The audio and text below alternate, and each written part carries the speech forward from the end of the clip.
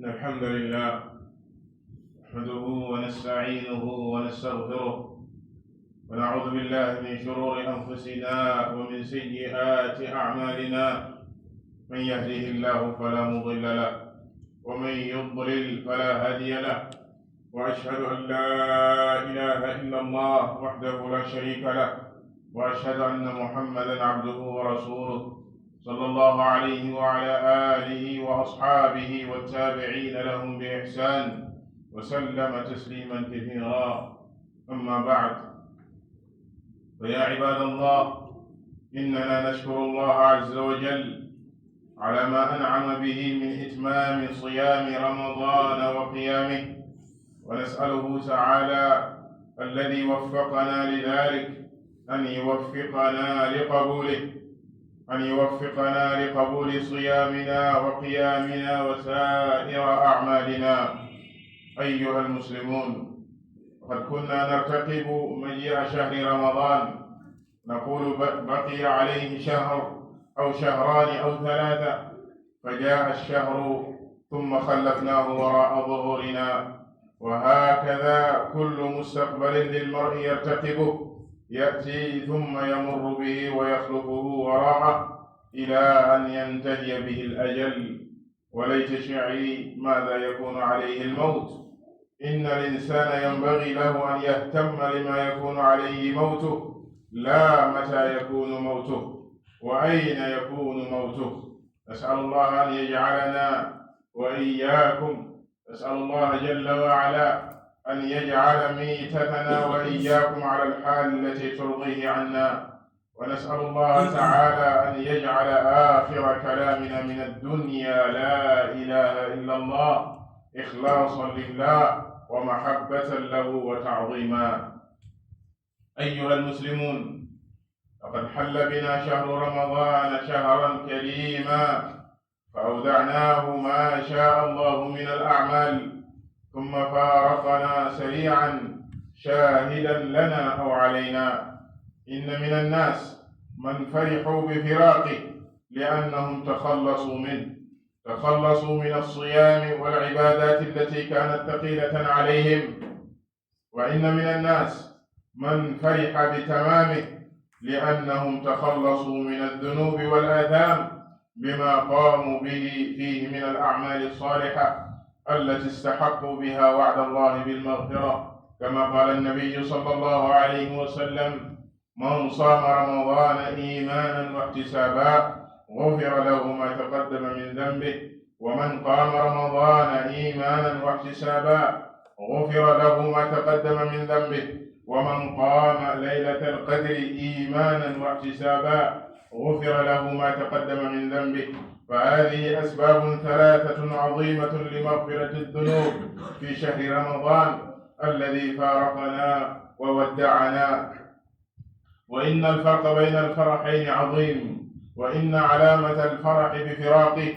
أن يعاول الإنسان المعاصي بعده، فيتهاون بالواجبات ويتجرأ على المحرمات، وتظهر آثار ذلك في المجتمع، فيقل المصلون في المساجد وينقصون نقصا عظيما ملحوظا. ومن ضيع صلاته فهو لما سواها أضيع،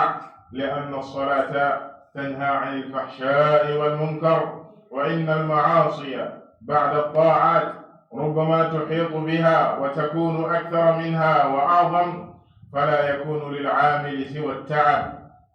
لذلك قال بعض السلف: ثواب الحسنة بعدها، فمن عمل حسنة ثم أتبعها بحسنة كان ذلك علامة على قبول الحسنة الأولى، كما أن من عمل حسنة ثم أتبعها بسيئة كان ذلك علامة على رد الحسنة وعدم قبولها. يقول الله جل وعلا: فإن تولوا فاعلم أنما يريد الله أن يصيبهم ببعض ذنوبهم. أيها الإخوة، أتظنون أن مواسم الخير إذا انتهت فقد انقضى عمل المؤمن؟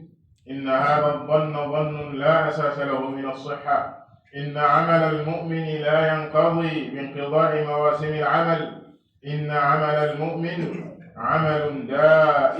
دائم لا ينقضي إلا بالموت، كما قال الله جل وعلا: يا أيها الذين آمنوا اتقوا الله حق تقاته ولا تموتن إلا وأنتم مسلمون. وقال تعالى: واعبد ربك حتى يأتيك اليقين، أي حتى يأتيك الموت. أيها الإخوة، لقد انقضى شهر الصيام، لئن انقضى شهر الصيام فإن زمن العمل لم ينقطع، لئن انقضى صيام رمضان فإن الصيام لا يزال مشروعا ولله الحمد، فمن صام رمضان ثم أتبعه 6 من شوال فكأنما صام الدهر. وقد سن رسول الله صلى الله عليه وسلم صيام الاثنين والخميس، وقال: إن الأعمال تعرض فيهما على الله، فأحب أن يعرض عملي وأنا صائم. وأوصى صلى الله عليه وسلم 3 من أصحابه، ووصيته لواحد من الصحابة وصية للأمة صلى الله عليه وسلم. أوصى أبا هريرة وأبا ذر وأبا الدرداء رضي الله عن الجميع أن يصوموا 3 أيام من كل شهر، وقال صلى الله عليه وسلم: صوم 3 أيام من كل شهر صوم الدهر كله. أيها الإخوة، هذه أيام يشرع فيها الصيام، إذن فالتعبد لله بالصيام لم ينقطع ولله الحمد على قول السنة. ولئن قضى قيام رمضان فإن القيام كذلك لا يزال مشروعا كل ليلة من ليالي السنة، حيث حث النبي صلى الله عليه وسلم على ذلك ورغب فيه، وقال: أفضل الصلاة بعد المكتوبة صلاة الليل. وصح عنه صلى الله عليه وسلم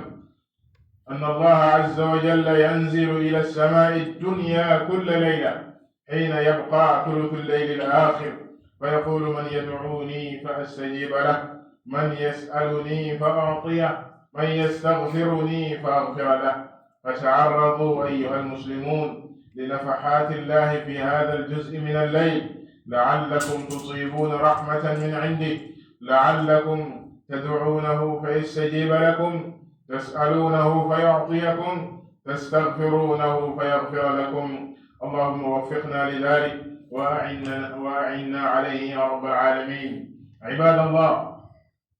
لقد يسر الله لكم سبل الخيرات وفتح أبوابها ودعاكم لدخولها وبين لكم ثوابها، فهذه الصلوات ال5 آكد أركان الإسلام بعد الشهادتين، هي 5 في الفعل و50 في الميزان. وهذا الوتر سنة مؤكدة، سنة رسول الله صلى الله عليه وسلم، سنه بقوله وفعله، فكان صلى الله عليه وسلم يجعل آخر صلاته بالليل وترا. وأما قوله فقال صلى الله عليه وسلم: اجعلوا صلاتكم بالليل وترا، اجعلوا آخر صلاتكم بالليل وترا. وقال صلى الله عليه وسلم: من خاف أن لا يقوم من آخر الليل فليوتر أوله، ومن طمع أن يقوم في آخر الليل فليوتر آخر الليل، فإن صلاة آخر الليل مشهودة وذلك أفضل. وهذا الوضوء، من توضأ فأسبغ الوضوء ثم قال: أشهد أن لا إله إلا الله وحده لا شريك له، وأشهد أن محمدا عبده ورسوله، اللهم اجعلني من التوابين واجعلني من المتطهرين، فتحت له أبواب الجنة 8 يدخل من أيها شاء. أما النفقات المالية فإنها لا تزال مشروعة إلى الموت على مدار السنة، الزكوات والصدقات والمصروفات على الأهل والأولاد، بل المصروفات على نفس الإنسان صدقة. ما من مؤمن ينفق نفقة يبتغي بها وجه الله إلا أثيب عليها. وإن الساعي على الأرملة والمسكين كالمجاهد في سبيل الله، أو كالصائم لا يفطر والقائم لا يفتر. يا لها من نعمة وفضل أنعم الله بها على عباده، فنسأل الله تعالى أن يرزقنا شكرها وأن يزيدنا منها بمنه وكرمه. عباد الله، إن طرق الخيرات كثيرة، فأين السالكون؟ وإن أبوابها لمفتوحة، فأين الداخلون؟ وإن الحق لواضح لا يزيغ عنها إلا الهالكون. فخذوا عباد الله من كل طاعة بنصيب. وقد قال الله عز وجل: يا أيها الذين آمنوا اركعوا واسجدوا واعبدوا ربكم وافعلوا الخير لعلكم تفلحون. واعلموا أيها الإخوة أنكم مفتقرون لعبادة الله أشد من افتقاركم إلى الطعام والشراب والهواء والنوم.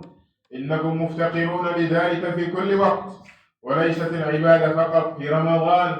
وليست العبادة في رمضان فحسب، لأنكم تعبدون الله والله حي لا يموت. من كان يعبد رمضان فإن رمضان قد فات، ومن كان يعبد الله فإن الله حي لا يموت. أيها الإخوة،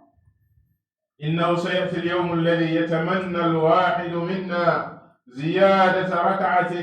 أو تسبيحة في حسناته، ويتمنى نقص سيئة أو خطيئة في سيئاته.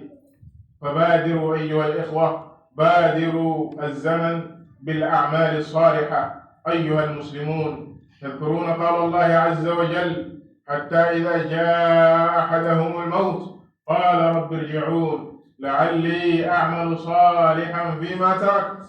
كلا إنها كلمة هو قائلها ومن ورائهم برزخ إلى يوم يبعثون. نفع الله بنا وبكم بكتابه العزيز، ورزقنا وإياكم سلوك سبيله. أقول ما تسمعون، وأستغفر الله لي ولكم ولسائر المسلمين، فاستغفروه إنه هو الغفور الرحيم.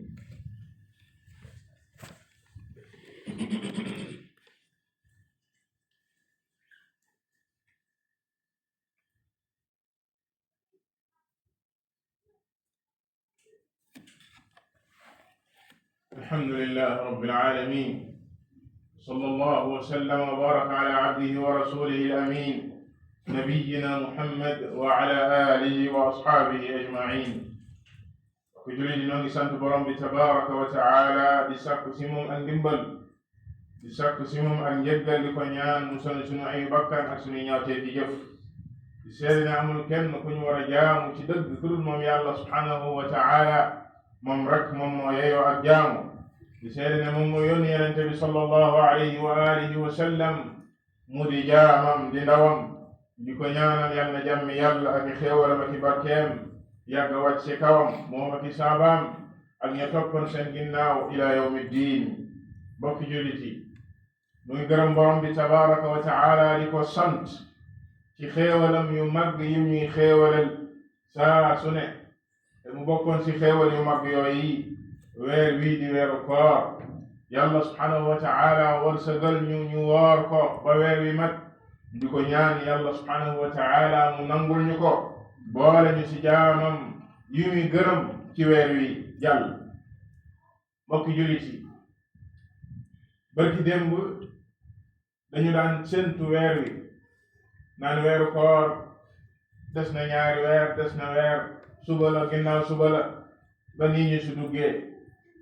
ñu dugg si ay fan yu néew comme ni ko borom bi tabaraka wa taala waxee, mu daal di jàll daal di dem. waaye kadalika dunduk doomu aadama bi noona la rek, ay fan yu muy dëgmal du yàgg dara mu dugg sa, du yàgg dara mu romb. kadalika dundam yépp noonu la moom doomu aadama bi, comme ni ko kenn ci as-salafu saalih daan waxee, yow doomu aadama bi danga xam ne ay bis yu ñu dajale la, ay bis yu ñu dajale la. bis bu romb rek am na lu wàññeeku ci yow.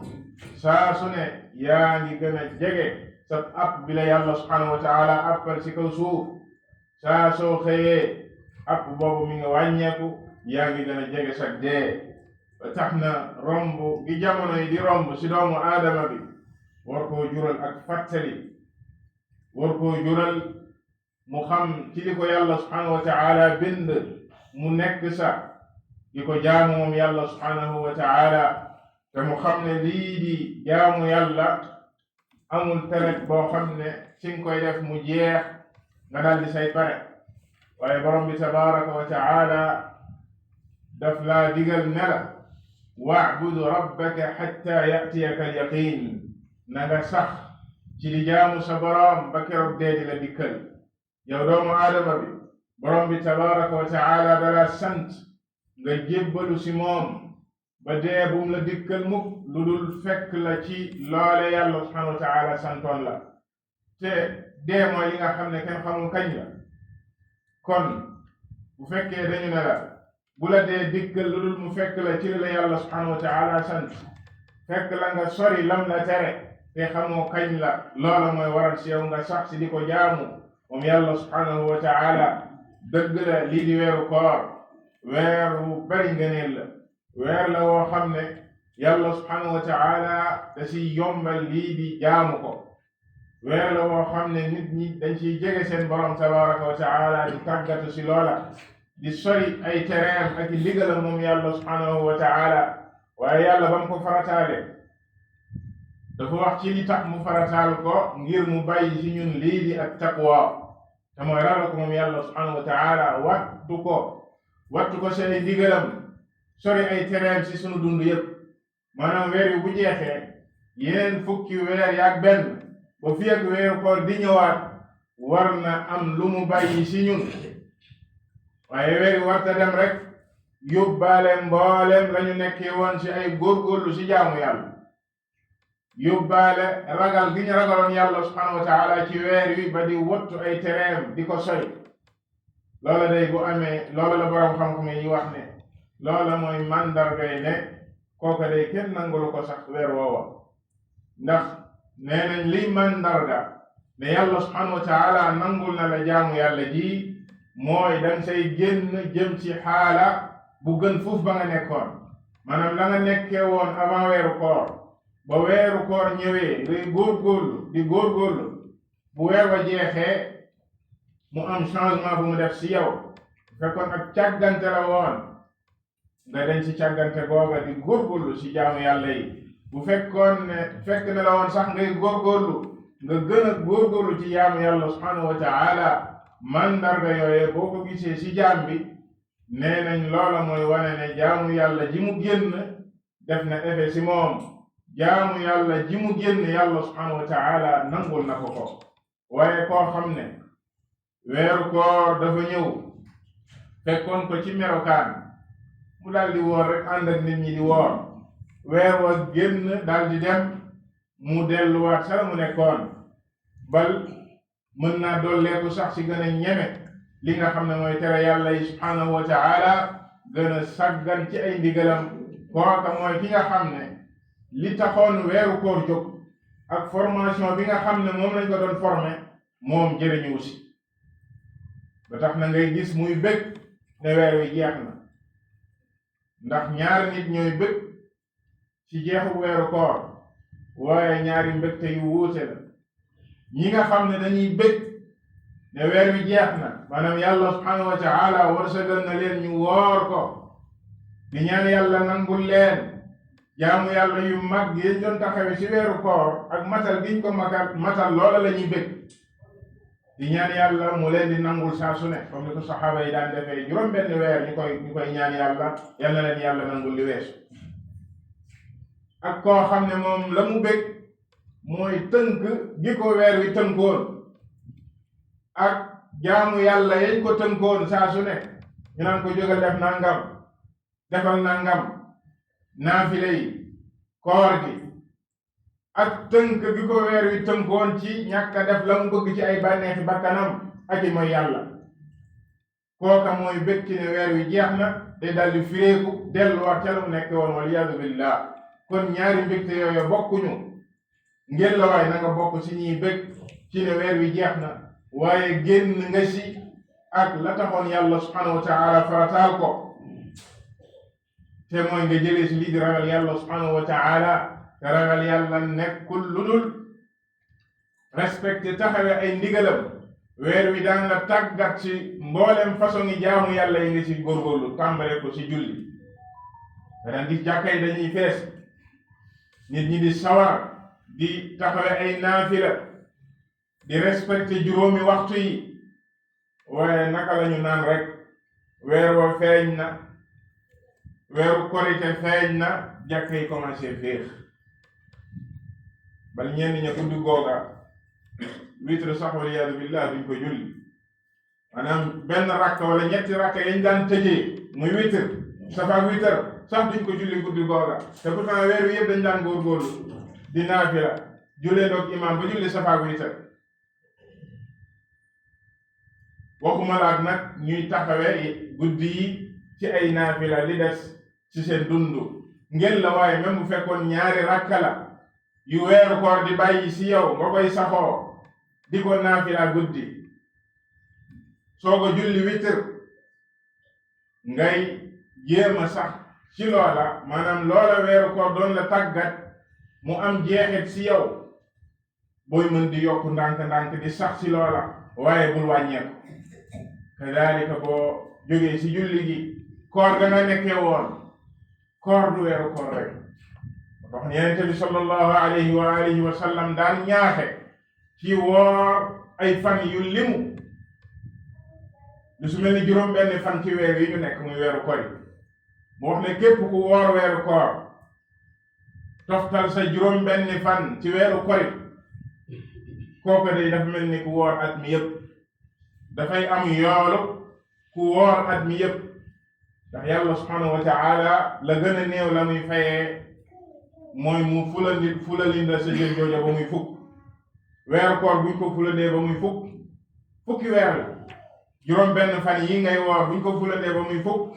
ñaari weer la te loolu mooy fukki weer ak ñaar maanaam mel ni na woor nga at mi yépp loolu la ñuy tuddee woor juróom benn fan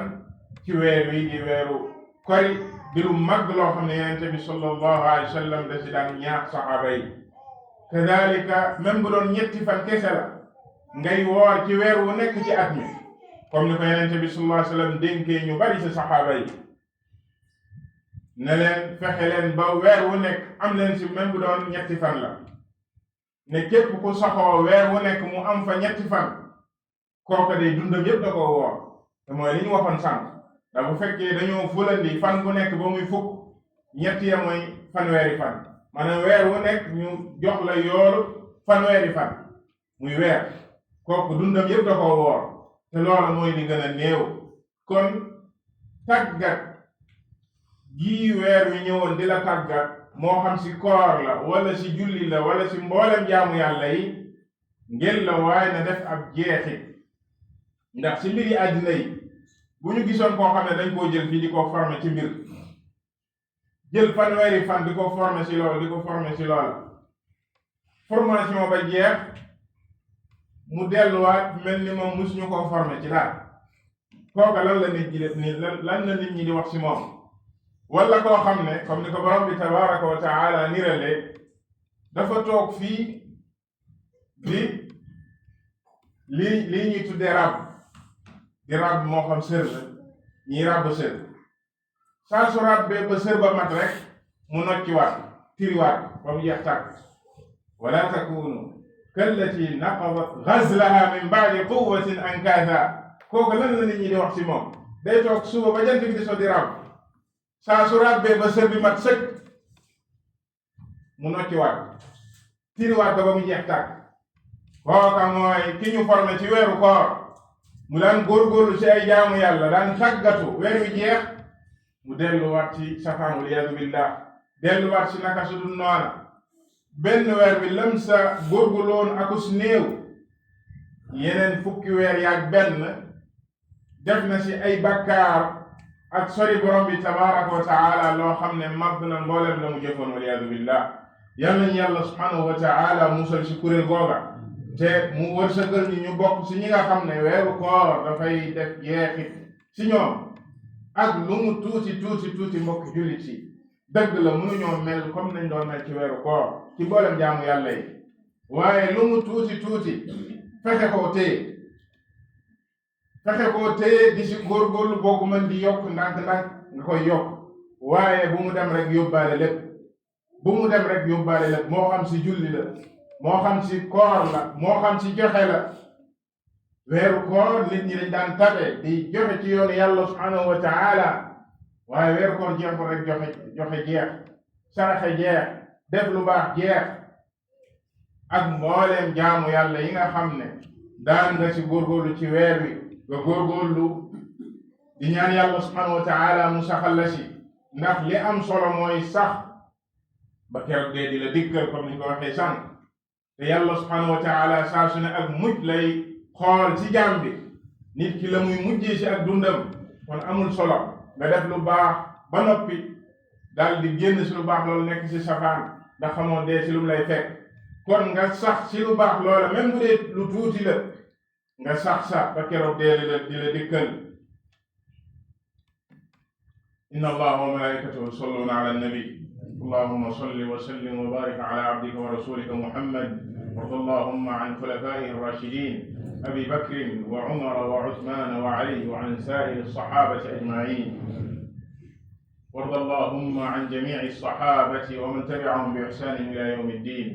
allahumma aminna fi awtanina اللهم آمنا في أوطاننا اللهم أصلح أئمتنا وولاة أمورنا اللهم ارزقهم بطانة صالحة تعينهم على الخير وتدلهم عليه اللهم اغفر للمسلمين والمسلمات والمؤمنين والمؤمنات الأحياء منهم والأموات قوموا إلى صلاتكم يرحمكم الله